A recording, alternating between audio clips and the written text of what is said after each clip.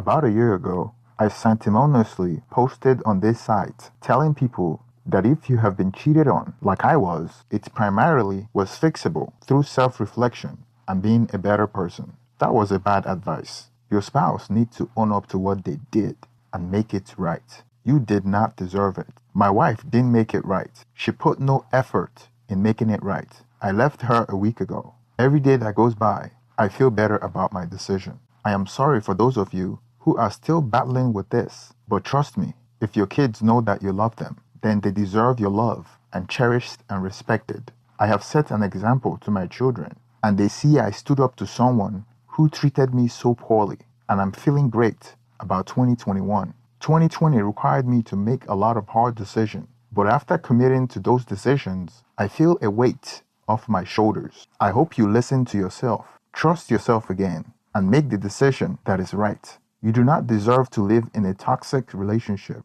not another day. I married my wife in 2004 after a very fast courtship.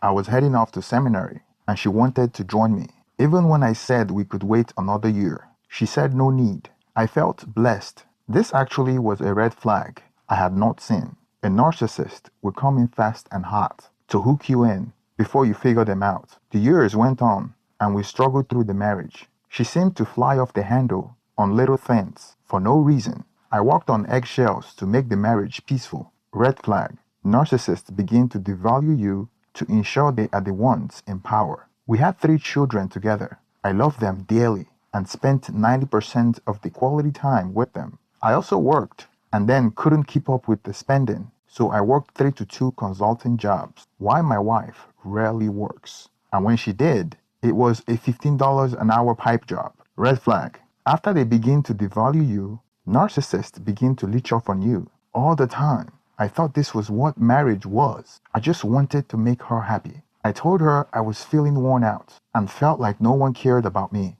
and I was just being used up. She said, "You need to be more like Christ. Sacrifice and stop thinking about yourself." Red flag. Narcissists who are spiritual would twist your fate to devalue you and justify their own behavior. In 2018 to 2019, we only had XX once. After I pleaded, I wondered what was wrong with her. At a party with my family, as my children stood next to us, I noticed my wife was smiling as she was texting somebody. I was kind of curious and took a glance at her phone, and I saw something about cuddling. Later that night, I asked her about it. I did not know at the time, but she lied to me, stating it was just some lonely only boyfriend she can't get rid of. I suspected that she was lying about it, so while she was sleeping, I unlocked her phone since I knew her password. Come to find out, the text messages had been deleted. The next day, I did some research on how to recover deleted messages. I was able to buy a third-party software. While she was asleep, I downloaded it and recovered some of the text messages. I discovered that they have been keeping in touch and meeting up on several occasions. I saw evidence that she sent him my address and they met up at my house on several occasions while I was at work or on business trips. I was heartbroken, especially since some of these meetings were done while my children were home. And during this period, she kept refusing intimacy with me. I took all the blame on my shoulders. I thought I failed her as a husband. About a year ago, I sanctimoniously posted on this site telling people that if you have been cheated on, like I was, it primarily was fixable through self-reflection and being a better person. I stated how people need to look at the mirror and fix their marriages. That was a really bad advice. Your spouse needs to own up to what they did and make it right. You do not deserve it. My wife didn't make it right. She put no effort in making it right. I left her a week ago. Every day that goes by, I feel better about my decision. I'm sorry for those of you who are still battling with this, but trust me, if your kid know that you love them, then they deserve your love and cherish and respect it. I have set an example for my children, and they see I stood up to someone who treated me poorly. I'm feeling great about 2021.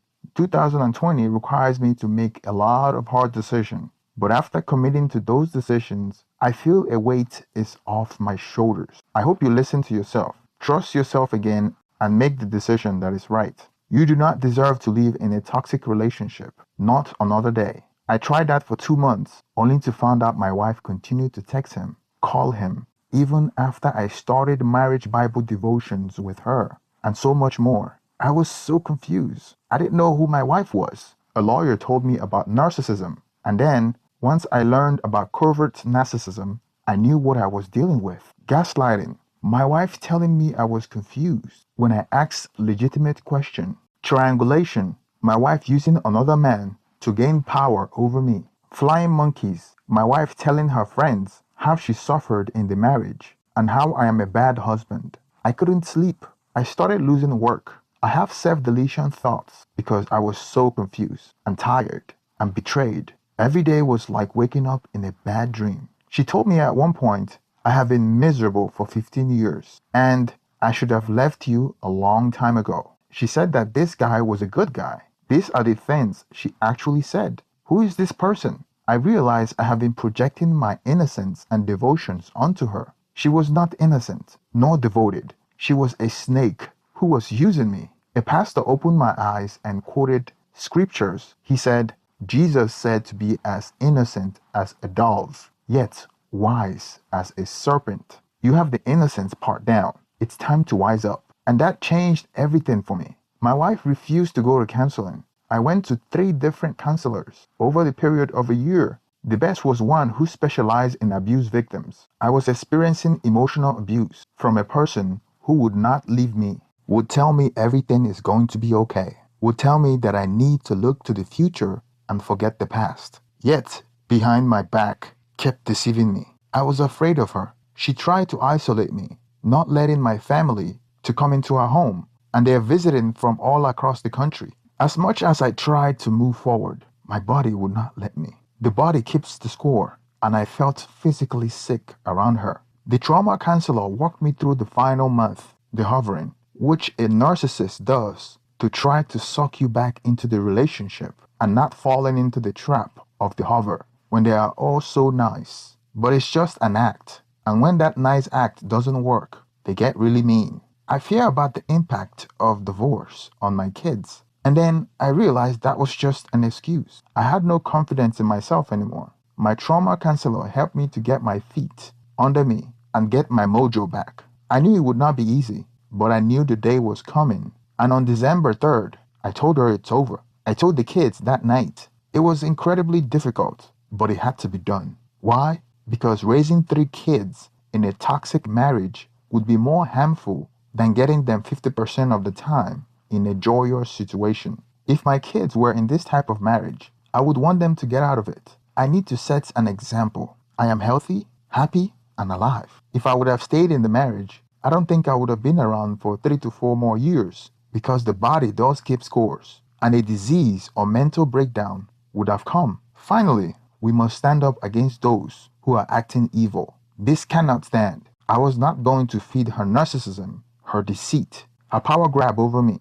I became an expert on codependency, me, and covert narcissism, her, and see what I need to work out so this never happens to me again. I hope this story helps someone. I never thought I would get divorced. I am ordained and believe in the sanctity of marriage. But when you are married to someone who uses that against you to keep you under their thumb, then that abusive situation cannot stand. No, it is not God pleasing to submit to abuse. So, I stand before God and know that He helped me to escape someone who was scamming me. I can't believe this actually happened, but it did, and I like to think I rose to the occasion. I'm doing great. My kids are too. 2001 is going to be a great year. By the way, someone asked me, did I tell the kids the truth? My kids are 15, 10, and 7. No, I did not tell them the truth. I just told them Mom and Dad ain't going to be married anymore, and that we would be better as co-parents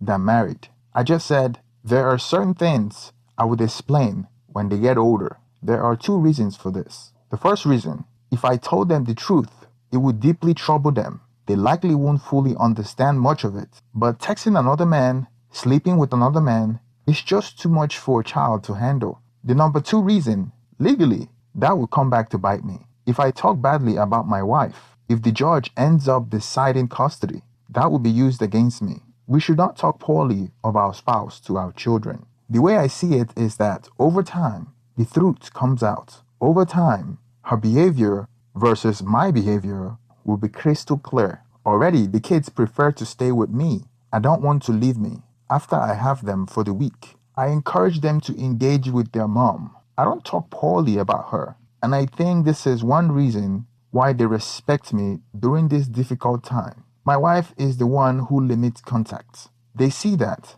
and it bothers them. So her actions are already coming back to bite her. I want them to have a good relationship with their mom. It's important. So I try my best to support that while also protecting them from her narcissistic behavior. That would take time and counseling. Regarding no contact, if we didn't have kids, I would not be contacting her or responding to her at all. But we have 3 children that we share. So I have gone Greystone, which is keeping things only to mundane topics. I have minimal answers and stick to facts, no feelings. As a matter of fact, information about logistics only, kids' clothing, schedules, and etc. No small talk. No asking her how she's doing. No responding to questions about how I'm doing. No inviting her over unless it required by the separation agreement. Still being debated. I have no desire or temptation to connect with her. We have been separated for 2 weeks. So far, so good.